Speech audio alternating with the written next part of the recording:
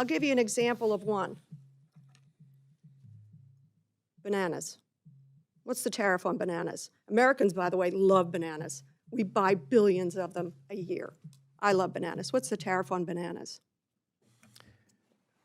The tariff on bananas would be representative of the countries that produce them. And what's that tariff? Generally 10%. Correct, 10%. Walmart has already increased the cost of bananas by 8%. But as countries do deals with us, that will go to zero. As countries do deals with us, that will go to zero. But the cost is on the American consumer now and on the businesses with the confusion now.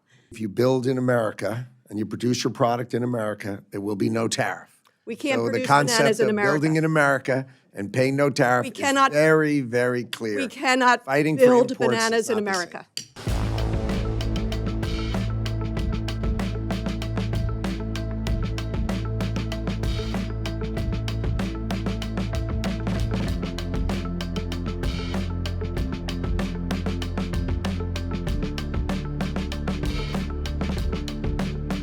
I want to pick up on what Mr. Morelli was talking about, and I'll use the word stability. And I think you know this from your many years in business. And that's what I thought about as I was preparing for today. The importance of stability, or as he said, predictability. Stability is the foundation of economic growth. I think you've lived it. Businesses need clear and predictable rules to plan and to invest for the future.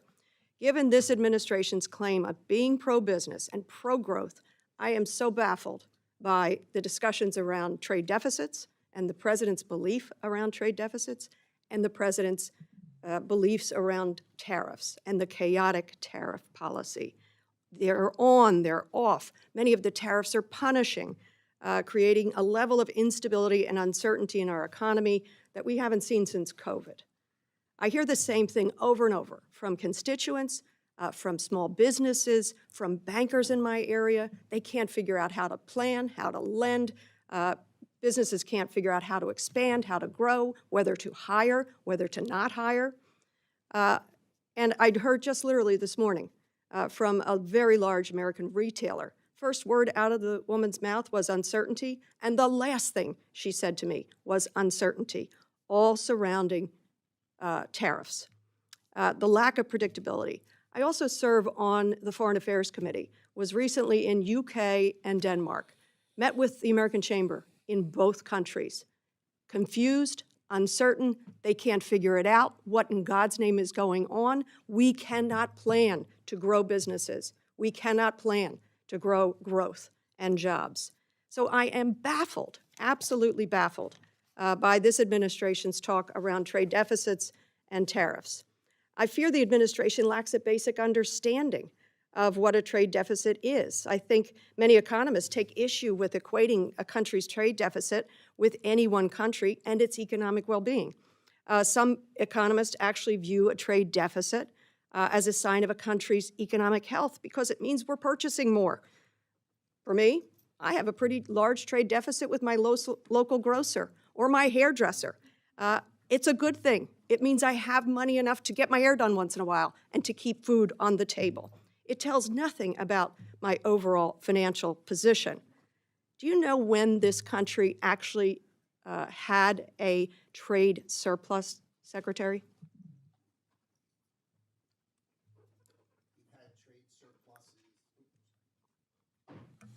The president likes to speak about before. No, historically. When did we have a trade surplus? I'm not talking about the president. Historically. I think early, about 100 years ago. It was the Great Depression. It was a sign of what was going on. It was during the Great Depression. That's a direction none of us wants to go. Tariffs.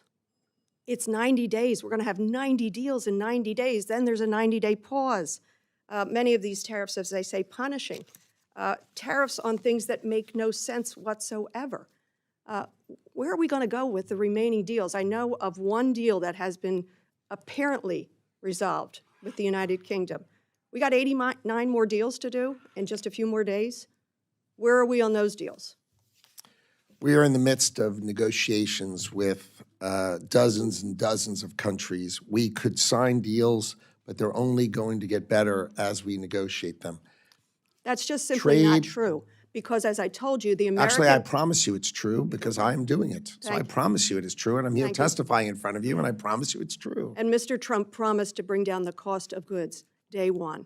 And what he has done through his trade deficit fixation and his tariff chaos has nakedly increased the cost of goods. The estimates are that for consumers in my area, suburban Philadelphia, $2,000 at least a year increases on goods. I'll give you an example of one. Bananas. What's the tariff on bananas? Americans, by the way, love bananas. We buy billions of them a year. I love bananas. What's the tariff on bananas? The tariff on bananas would be representative of the countries that produce them. And what's that tariff? Generally 10%. Correct, 10%. Walmart has already increased the cost of bananas by 8%. But as countries do deals with us, that will go to zero.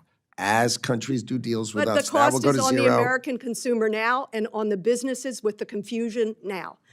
Mr. Secretary, I believe you know better. I believe you recognize that a trade deficit is not something to fear. I believe you know that predictability, stability is essential for businesses.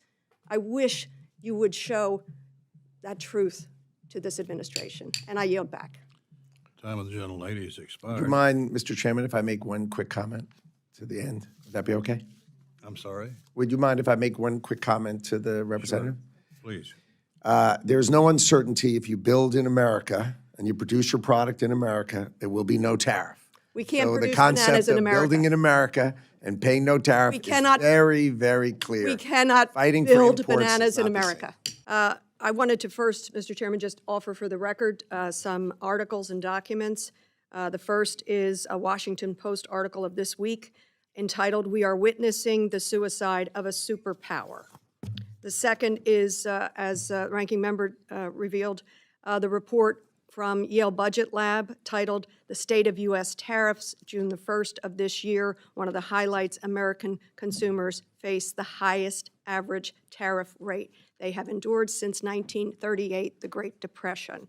The next one, U.S. Trade document, U.S. Trade Representative titled, "Reciprocal Tariffs Calculations and the Flawed Formula." I'm sure you know this formula very well, Mr. Secretary.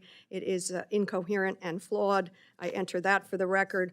And a New York Times article, April 7th, the Trump White House cited my research to justify tariffs. It got it all wrong.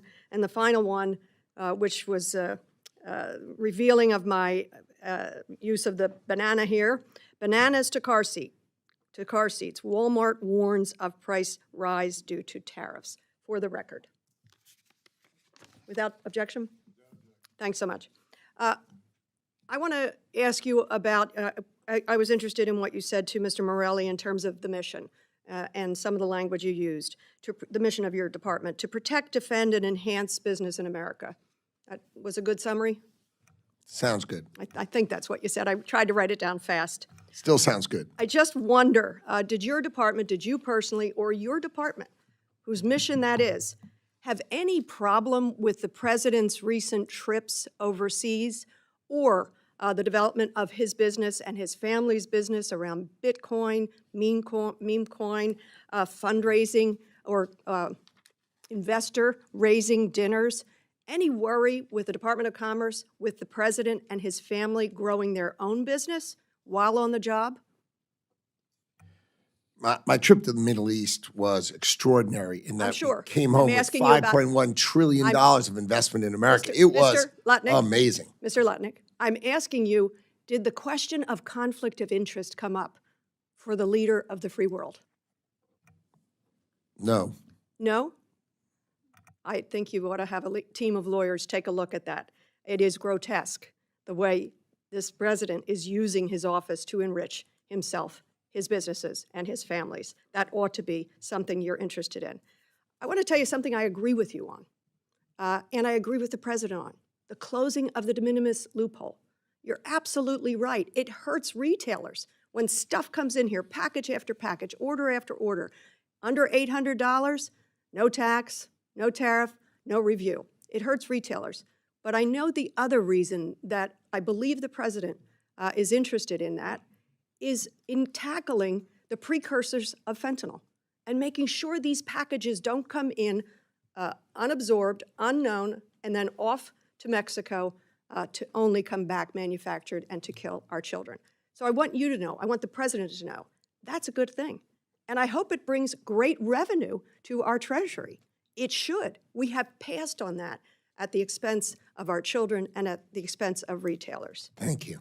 So please take that back. And finally, I guess I want to tell you, do you know when we met? I don't know if you remember. We met once in Davos. We had a very interesting conversation. And you told me some of your backstory. And this goes back to where I started with stability. I think it is very well known that when you began college, your father died. And what a trying time that must have been because your mother had predeceased. And you were at Haverford, very near my district. And Haverford College said, stay. You stay. Get your education. And you did. And they offered you that stability at a time when you must have needed it most. I had a similar experience. My father died when I was in my 3rd semester of college, suddenly of a heart attack. Difficult. We were all wobbling for quite a while. But his company offered scholarships to kids who lost their parents. And I got a scholarship to go to law school, offering me stability that I had no idea I would ever lean upon. I take you back to that, because what have you done in the meantime? You rewarded Haverford. You're making sure that other kids get that stability.